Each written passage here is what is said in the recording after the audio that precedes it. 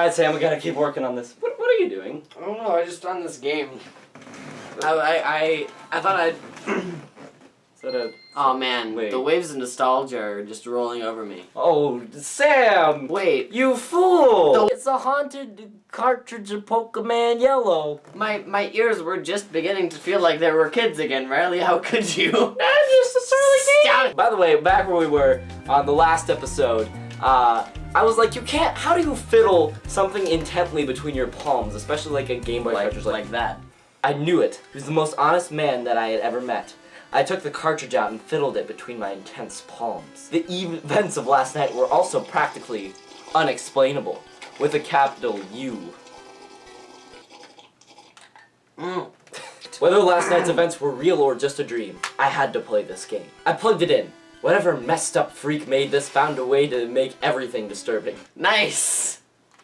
Hacked! Pikachu Hacked. was riding on a pile of bones, surfing on a pile of blood. Okay, yeah, I was like, is he surfing on the bones, or is he surfing like on the bones on the blood? Wait, I would have said blood. He was running on he was running on a pile of bones. Yes. Surfing on a pile of blood. Stationary. Blood.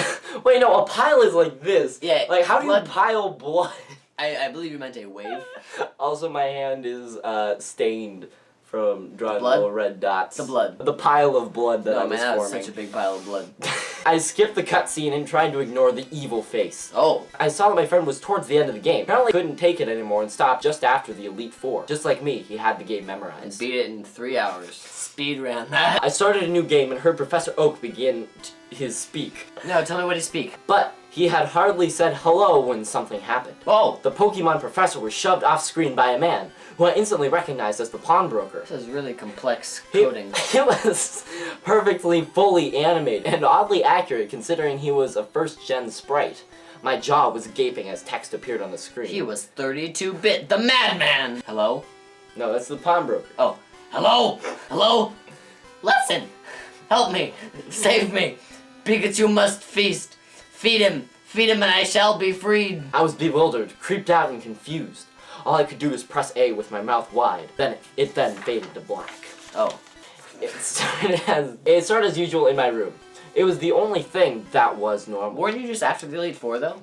No, we started a new game. The only thing that was different was that the trainer log had all of its words replaced with Pikachu is hungry and Pikachu must feast. Hoping that was over, I went downstairs and saw my mother standing there. Oh. I talked to her. She gave me the usual talk about being a trainer, etc.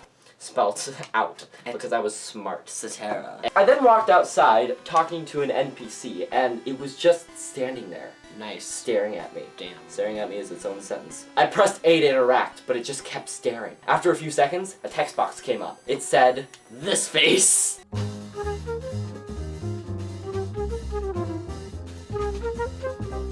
Dot, dot, dot. It really gave me the crap. Oh.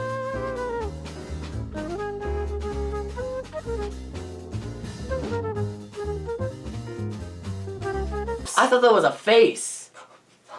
I thought it was like the two, like put it up. It was like quotation, dot, quotation. Yeah, I can see how that's like a face so in it's really like, abstract sense. It's like, It really gave me the creeps. The creeps? Not the creeps, the creeps. I went into the tall grass, and of course the professor came and scolded me, took me into the lab as usual. He didn't say anything though. He just grabbed me and ran. As I stood before him, he gave me the usual banter. He seemed desperate to give me a Pokemon. He seemed scared. Of course, I took the Pikachu. To my shock and horror, the Pikachu has blood-red eyes and gnashing teeth. It was just wrong. Oh! My Pikachu sprite was behind me now, as Gary challenged me to a battle. However, Professor Oak strongly recommended that we didn't. My Pikachu gained an insanely high amount of XP. He was level 11 by battle's end. Whoa, normally you only get to level 6. Whoa! After I won, Gary paid me, but instead of the battle screen closing out, another option came up. It said, Pikachu is hungry. Let Pikachu feast? I said yes, as I watched the little yellow rat do its static animation and cry, only much lower and more warbly.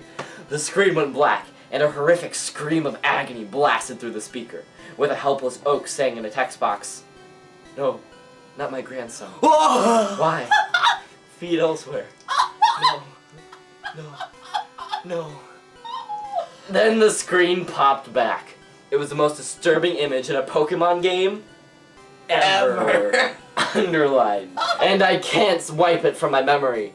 Gary Oak was standing, hunched over and limp, his eyes a glazed milky white, a slight trickle of blood coming from his mouth. The happy victory music played as the battle closed with disturbing text boxes. There are a lot of disturbing text boxes in this game. Not just text boxes, like the text boxes themselves are disturbing. Saying, Pikachu has been satisfied. Once I returned to the overworld, I saw the Pokemon professor hurry next to me. You killed my grandson! Now listen closely, he said. Here's a little lesson in Pokemon. Riley, log me into your computer. Quick, I need like a piano, just like real quick. I figured out how to play this on the recorder. I can transpose that on the keyboard. You actually? I figured out how to play Weird Number 1 on the recorder. Don't question me. Just like look up piano or something. There. Okay, scooch. Alright, keep going. Now listen closely, he said to me. That Pikachu is evil. He needs to feast on souls in order to survive. If you fail to feed him, then Lord help you. I was blown away at how creepy this was. It was horrifying how...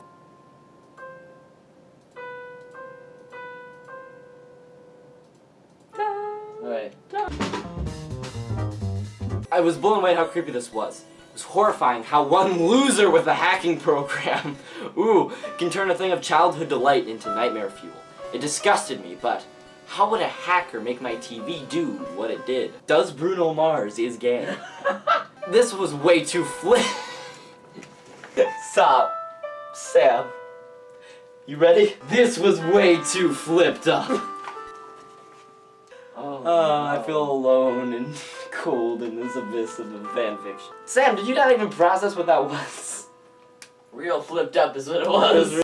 Oh, there's no half steps. Where are the half steps? I can't do half steps! Oh. I saved and set my game down. Oh, I'm sad. One day later, my curiosity forced me to push on. I remembered going through the forest along Route 1. You killed Gary. You killed Gary. You let a little rat. Oh my gosh. Slowly turning everyone I met into a near lifeless corpse. Near lifeless? Hearing the horrible so, like, still kind of alive? I mean, kind of. Were his eyes white? Hearing the horrible, agonizing cries, watching the looks on children's soulless faces, thinking of their parents. Their parents who are video game characters. Grieving over them. It just made me cry. This is way too messed up. With my eyes. I couldn't wipe away the tears because it was too dark and I couldn't afford to turn on a lamp. I won't pay my water bill, so I took a bath. I didn't want to pay the electric bill, so instead, I just took in some floodlights. It took me almost a week of grinding through this disturbing remix of a once happy game until I challenged you to Elite 4. I mean, like, does this guy have any life whatsoever? Pokemon's not a happy game. You'd still be murdering other children's tiny animals with your own tiny animal. Do you understand the significance of the fact that his friend blew through it in 3 hours and it took him almost a week? Oh yeah, wait, really? Yeah, it took me almost a week challenging. This dude did it in one night. Not even night, like a quarter of a night. Like, yeah, it was already like 3 in the morning when he got there. Because the game card just had to kind of like wiggle into the bathroom. That took a while. A lot of downtime that night. Boy. I hated having to look into his red eyes for hours on end, but I had no choice. The game had intrigued me. I had forgotten to eat and sleep these last couple days. I was just on one endless mission. To feed Pikachu's endless hunger for soul. Oh! Eventually... Oh! It has a mind of its own! Really? The game. Eventually, I defeated the champion. I ran around leveling up my... Who is the champion? You already killed Gary. What? I ran around leveling up my team a bit, but it didn't feel right. In a world devoid of NPCs, it was ghostly and kind of boring. All I could think of is my character, using every inch of his being not to burst into tears. Every inch of his being. He is going around the world, killing everyone he sees to feed his master. He wasn't Pikachu's owner. Pikachu owned him. I like Pikachu owned him. Like Pikachu pwned him. Pikachu took him into the UFC octagon. Did some mixed martial... Pikachu got hungry again. I searched the whole region, but I'd killed everyone. Pikachu is getting progressively more angry. He's gonna have to kill you now. Pikachu is getting hungrier. The text box read.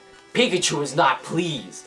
Pikachu threatens to hurt you if you do not feed him. Oh no. Pikachu is threatening to hurt you. Is Pikachu gonna be like, Pika! Like gently smack. Takes off a tiny glove.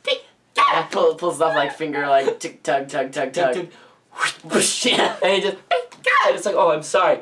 That kind of stung. I should probably slaughter another innocent in order to avoid that pain again. After a rushed search, though, I found no NPCs, and I could guess what happened next. I could have.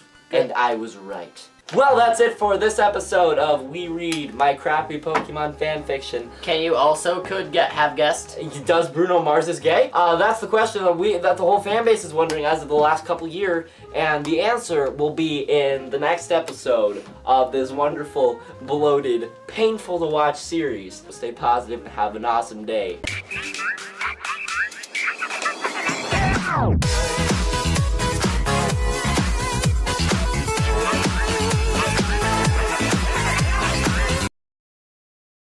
We even like commented about where'd the cartridge go, Riley? Oh, it's over there.